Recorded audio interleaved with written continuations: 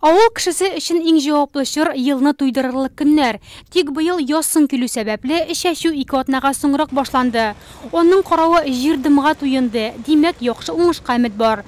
Басуга соңрак чыксалар да, Сөләйманов крестьян-фермер хуҗалыгында чәчү тәмам.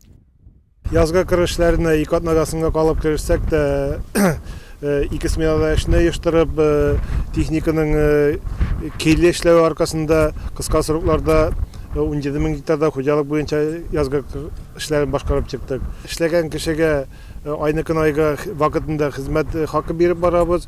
Шуңа күрә егетләребез тырышып эшләделәр, язгы эшләрен кыска срокларда башкарып чыктык. Бөтен эш планында каралган эшләребезне башкарып чыгалдык. Ике заманча чәчү агрегаты бәрәңгенең соңгы гектарларын утырту белән мәшгуль.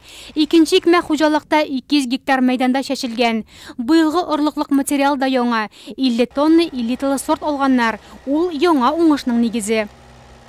На данный момент мы Якын арада бәрәңгене утыртып бетерәбез. Эш яхшы оештырылган. Запас чәчләр, ягулык мойлау материаллары буенча тоткарлыклар юк. Конатын җәйгән кышка ошаган әлеге агрегат үз йөрешле туман сипергече. Ул чүпләннәрен юк итәргә булыша. Сабан культураларындагы кырткычлар белән дә көрәшә.